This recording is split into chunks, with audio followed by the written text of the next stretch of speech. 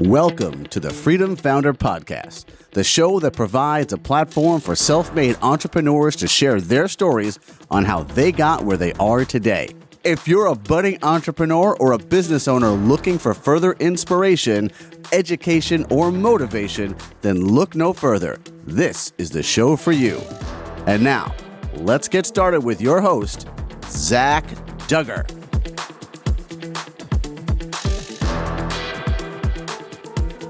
Welcome to the Freedom Founder Podcast. I'm your host, Zach Duggar. And my guest today is Rich Brooks with Flight New Media. Rich, thank you for joining me today. I'm excited. Thanks so much for the invitation. Absolutely. I love to start these conversations with people in the entrepreneurial space and just find out a little bit more about your background and how you got started as an entrepreneur, and maybe whether or not this was something that you had envisioned early on in your career path. Definitely not envisioning this right now, for sure. Definitely that accidental entrepreneur. I was working in a company doing medical sales, medical supplies, selling it to nursing homes. When I kind of discovered the web, I was reading articles in the print version of the Boston Globe back in the mid 90s, and they were talking about the internet, and I was so upset that reporters knew more about computers than I did, because I had always prided myself on this. So I bought a new computer and I sat down and I basically just started playing around on the internet. And then I discovered it wasn't too much work to start to build your own websites. And I just kind of fell into it from there. And, obviously it's evolved a lot over it, but that was kind of it. So I was working for this company doing sales, which was one of the most important life lessons I've ever gotten, is how to do sales, and kind of doing this on the side, built a website for my company. My boss liked it so much, he took me off the road and made me marketing in his office, which it wasn't really for me. I liked marketing. I just didn't like the in-office thing.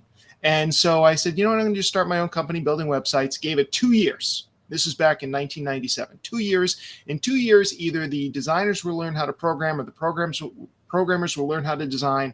I'll be out of a job, but it'll be a fun 2 years where I kind of do my own thing. And that was 26 years ago. So I was definitely wrong, as I am often in my life. Yeah.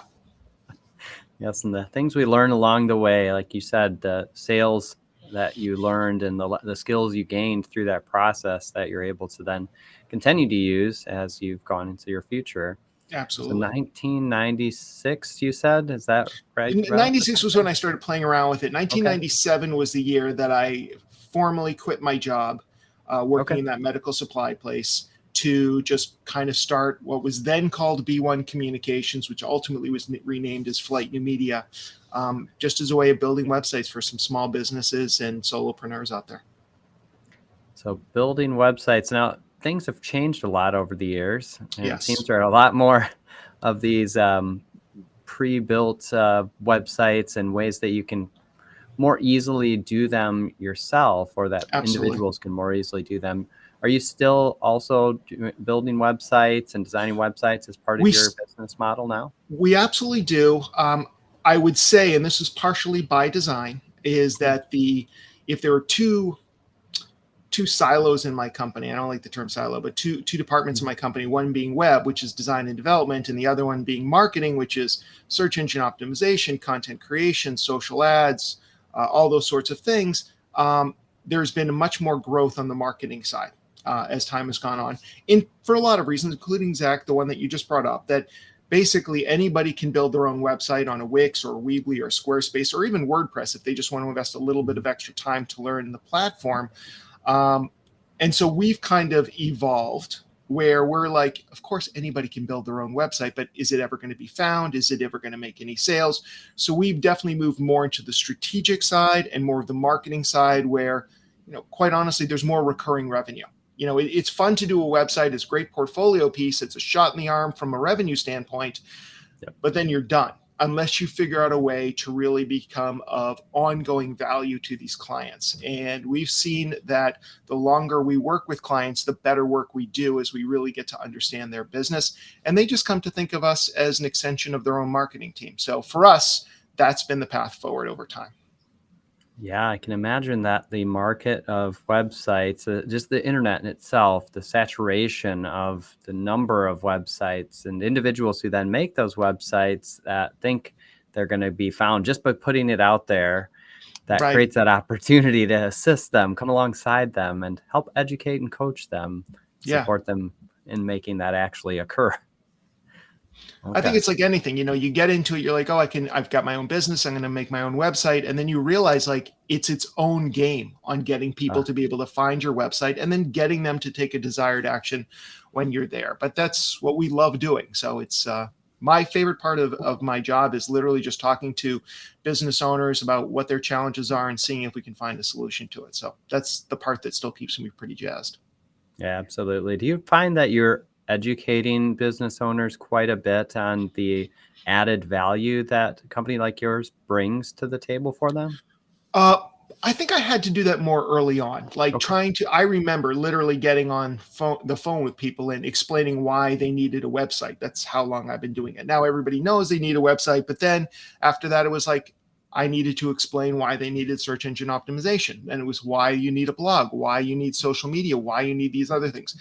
And I've been doing this long enough now that I have this buffet of services that we offer that obviously not everybody needs to go to the buffet and put everything on their plate. So it's more about like, for you and your business, I think I would recommend doing these things, and we can help you with a few of them to get you where you need to be. So it's not a one size fits all, but there are certainly things that we've learned that work for most businesses, like email marketing or a website that's focused on conversions. But the challenges these days are there's still a lot of education. If that's the thrust of your question, it's just evolved. I'm no longer explaining why people need websites. It may be about why they need to be paying attention to AI or not to put all their eggs in the AI bucket, because I've definitely heard stories where people are like just letting content creators and marketers go because they're like, oh, I can just have ChatGPT write that blog post. And I'm like, all right, let's see how far that gets you. So that's the discussions I'm having today when it comes to educating. But we still get a lot of business from me just going out on the road and talking to groups about what they should be doing for their digital marketing. So there is still quite a bit of education that's ongoing. Yeah, I mean, there's an evolution of technology over time that continues to occur at this rapid rate. And you just mentioned AI and ChatGPT and people trying to harness these different tools to make them functional and more cost efficient for them. So it sounds like you're also having to continue to stay constantly updated in educating yourselves on what these new advancements mean in the marketing world as well. Absolutely. And some of it's for me to be able to explain it to people, because I think that's kind of what my role is in the company, is kind of explaining what these things have to do with what they're doing now and what they're going to be doing tomorrow.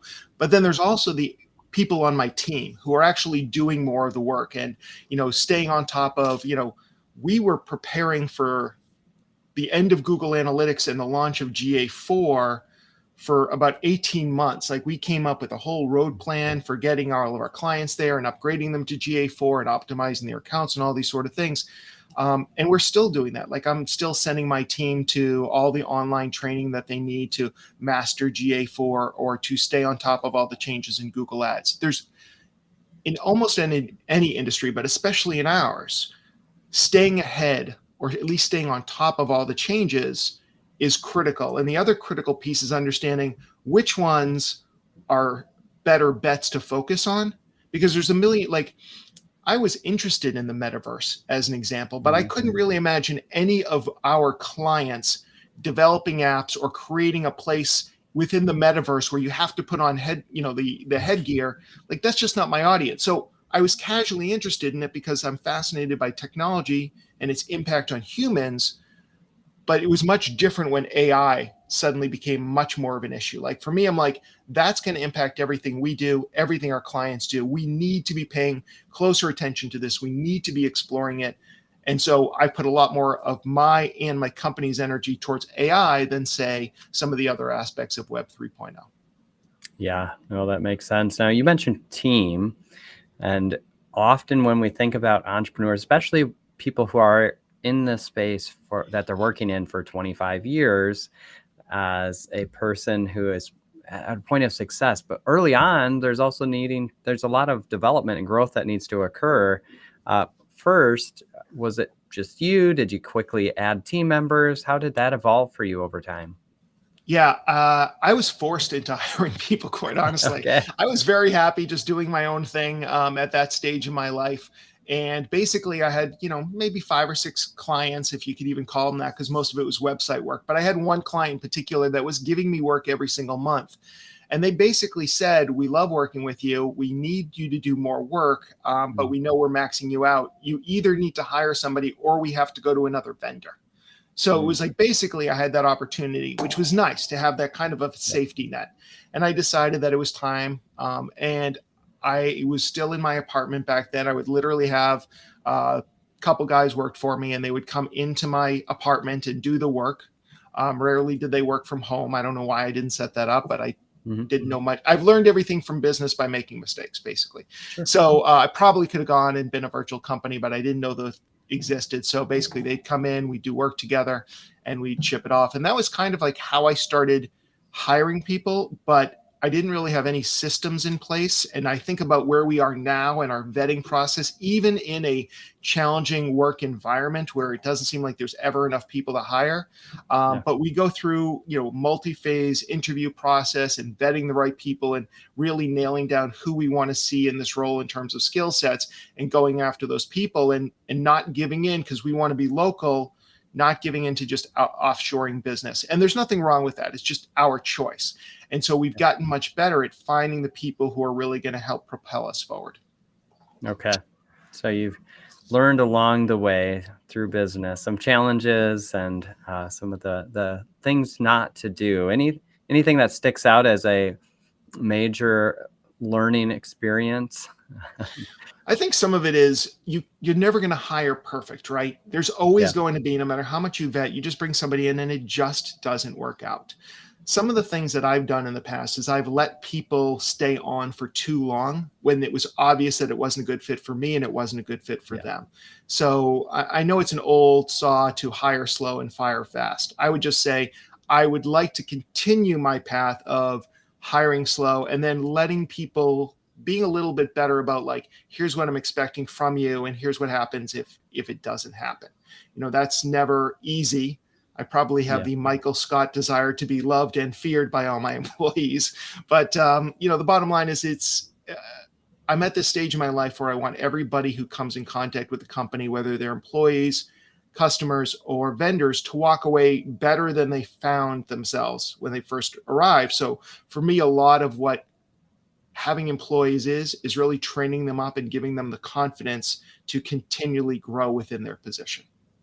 Yeah, I think you made a great point there. Setting expectations early, making those very clear so that's something I've had to get better at over time for sure. Because at the old days, I'd be like, yeah, go ahead and develop a website, and now I'm like, no, that's not how you talk to people. And you got to teach them your way of doing it and then they can improve on it. But yeah, it takes some time. Absolutely. Now, you and I have talked a little bit about events and podcasts and utilizing those to accelerate your business success. Now, talk a little bit about how you started getting into hosting an annual event and some challenges because of COVID, but where things are at with that and also podcasts for your business. Yeah, so both of those are under a brand we call the Agents of Change. So not Flight New Media. So it's kind of a little bit different. But there's obviously a lot of overlap, and I'm the face of both of them.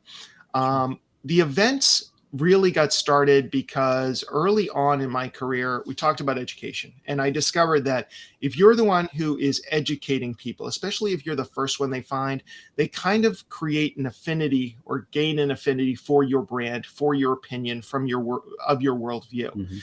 And it wasn't like I had any sort of plans of taking over the universe, but I did recognize that when I went out and I presented on stage, that there were certain things that happen, both psychologically and otherwise. One is when you're up on stage and you're teaching people about something new, you're automatically the expert. And so you're standing out. You're not just somebody in a Facebook feed who happens to be sharing their latest thought. Not that there's anything wrong with that, but it does kind of move the competition aside.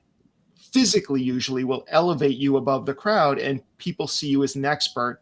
And, obviously you need to use that power for good and not evil, but, that has been a great way of us getting business. So putting on our own events just was now cropping up that like why do we wait for somebody to ask us to speak? Let's just do our own events too.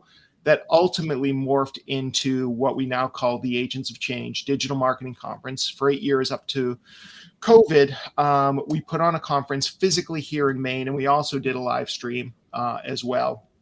And we are going to continue that again this October when we bring it back. But brought in speakers from around the country, sometimes from around the world, to come into Portland, Maine, which does not get a lot of these kind of conferences. As you may imagine, we're a fairly small, underpopulated state. And so to bring in 300 to 400 people and 10 to 20 speakers is kind of a big deal. So part of the reason is, I like to throw a party and I like to have a reason behind it. So this is kind of I love getting all these people in the room together. There's great energy. I love an excuse to bring my friends who I've met who are experts in their own field, bring them to Portland, Maine, share their knowledge with my community. But it also positions Flight New Media as an authority in this space. And so when I get up on stage at the Agents of Change and I am the MC and I do my presentation, but then people see me out there with my team at the booth and stuff like that. What I found is that over time, when I ask people, hey, so how'd you hear of us? How'd you hear Flight New Media? They'll be like, oh, I've been attending Agents of Change for years, but I finally need a website. I finally need paid search. I finally need SEO. So we thought of you. So my goal with the conference is let's not lose money because it's a lot of work. I'd like to at least break even on it. And then over the long run, we end up getting these projects and bringing in clients and basically getting into offices and conference rooms that we wouldn't have gained entrance to otherwise by putting on this event and kind of positioning ourselves as thought leaders. And putting on an event, especially of that size in our community, is a lot of work. And my ability to bring in speakers who I know through other venues is also kind of something remarkable, something outside of what other people can easily do. So it's easy for us to do it where it might be more difficult. So I'm always thinking about, like, if I'm trying to differentiate myself, what can I be doing differently? But what would also be difficult for my competition to just do as well? Like if I create a Facebook ad campaign, they can see it and basically duplicate it. But putting on a conference with that much work behind it, that's something they're going to be like, let me find another way for our company to stand out. And they do. But this is kind of like what we found to be very successful for us. Yeah, just like the saturation of the internet with websites, you have competitors as well. So finding ways that you can differentiate yourself and stand out and do something different that adds value first, also breaks even or makes some money, but it breaks even, brings people together, big party, big event, but also then set yourself apart as an expert, like you said. So finding ways to do that, I think that's a tremendous offering that you do. And I'm really excited to hear that it's coming back this fall after some time off in between. Do you already have quite a few people registered for the event? We've actually already sold half of the tickets, or a little bit over half of the tickets, which is great for this time of year. Like I'm always nervous and I always want to sell out like on the first day, but also like if you put on events and you have early bird discounts, you actually want to sell the bulk of your tickets closer to the day of, because that's how you actually make money. But at the same time, it's like you also want to be able to sleep at night during the summer. And up here in Maine, we only get a very short summer. I want to enjoy it.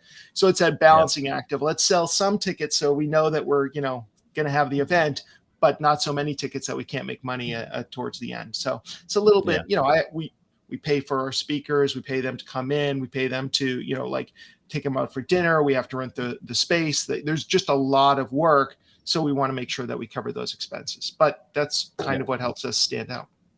Yeah. Oh, that's great. And so also with podcasts, or you mentioned also a local TV program that you are involved with to talk about tech updates. So share a little bit more about those topics as well. Yeah. So the podcast serves so many benefits, and it's similar. I'm sure, Zach, you get this from the show.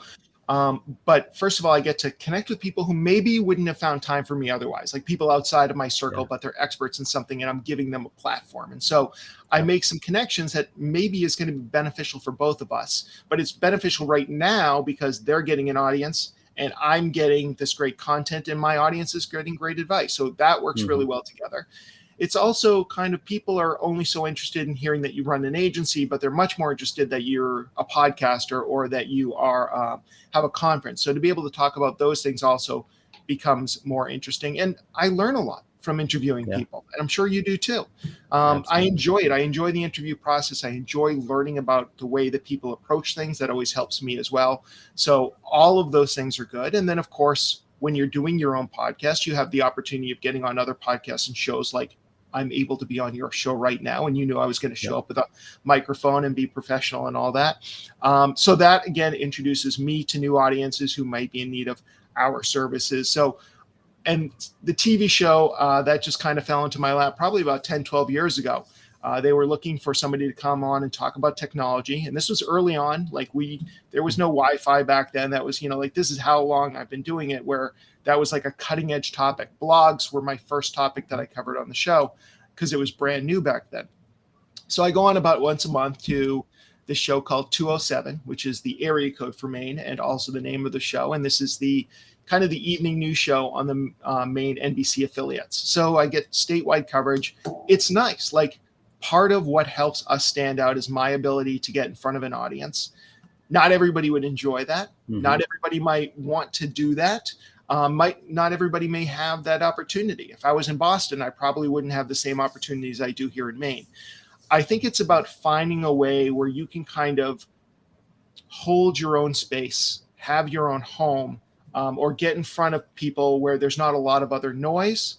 And that, I think, is been successful for us. It's not going to work for everybody. Everybody needs to find what helps them stand out, what helps them become remarkable. But those opportunities for me and my enjoyment of doing them, really helps. Like, for example, I just did a segment on the 207 this week, and it was about how libraries are basically changing their services in the digital age.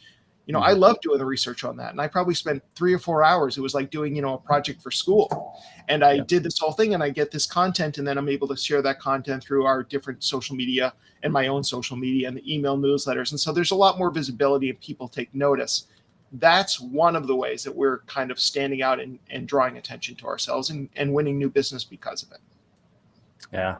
Yeah. And I've met some people along the way who have proclaim themselves as introverts, but that also out externally, you wouldn't assume that they're introverts. That, right? Exactly. Because of the way that they take on opportunities to speak and to be in front of people for the work that they are doing. And it has attracted business to them by being able to put themselves out there, even when it is probably not the first thing that they would desire to be doing. So yeah, that's there's definitely, you may not find comfort there. It may not be for you, but if you can manage it, and if you've got something to say and a unique perspective, it can be very beneficial to your growth.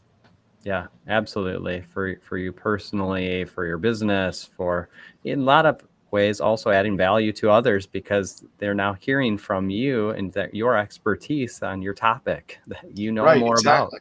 So, and if you enjoy sharing that information with others, like whether it's a podcast or a virtual summit or an in-person presentation, like lean into that. Those are great opportunities for you to take advantage of.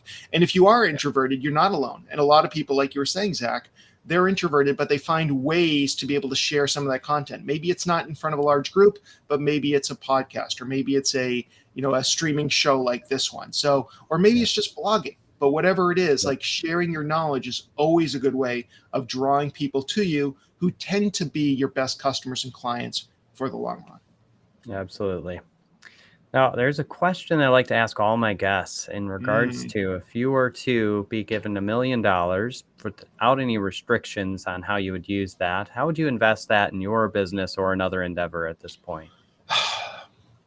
So this is a little bit of a challenge because I thought about this, and I was thinking that, like, really the best thing that most businesses can do is invest in the building that they're in. Like, so, sure. But the problem is I'm in a space, and you can't see this, but over here is the Casco Bay leading out into the Atlantic Ocean. I'm surrounded by, in front of me, brick. I've got this really old building. I would never want to leave the space. It's like so awesome to work here. Right. But if I was a better business person, I may take that $1 million, find some property around the area, maybe with 2 floors where I could, lease out the first floor and keep the second floor as offices. Because if I really was a little bit financially smarter about my business, I would have real estate as part of Flight New Media's offerings. space that we could either grow into or that we could lease out, or I've always wanted to run a laundromat that showed movies. So who knows? There's a lot of options out there. That's probably what I do with the $1 million if I could get over this $1 million view that I have right here. There you go. I mean, there's some things to consider in that process. Now, I've never heard of a laundromat showing movies. I've been to one that had crepes, a little crepe place within it. But yeah, no, I think that I like the creativity. I think you and I should start talking about businesses where they sell crepes and show movies at laundromats, because I think that's a win-win combination. Absolutely. I like it. Well, very good. Well, Rich, I'd love to talk more about what you're doing now. For those that are interested in hearing more about what you're doing now, what's the best way to have somebody reach out to you? Well, if people want to learn more about the conference that we're putting on here in Portland, Maine in October online, they can head on over to theagentsofchange.com, which is also the host of my, where I host all my podcast episodes. They can check that out. If they want to connect with me, I'm the Rich Brooks on all the socials, but LinkedIn is probably the place, as lame as that sounds, where I hang out most often, and it's easiest to get in touch with me. So if you're on LinkedIn, the Rich Brooks on LinkedIn, and you should find me there, no problem. All right. The Rich Brooks on LinkedIn, or is it The Agents of Change, or theagentsofchange.com? Theagentsofchange.com. We'll make sure to include those in the show notes as well. But Rich, I want to thank you very much for taking some time with me today. I know we didn't get to some topics, but would love to have people reach out to you to find out more about what you're doing. I love that you are finding ways to add value, but in so doing, you're also creating additional value for your business that you're running at the same time. It's a hand-in-hand concept. I love it. Absolutely. All right. Well, Zach, I really appreciate the opportunity to come in and talk to you and meet your audience as well. Absolutely, Rich. All right. Take care. Thanks.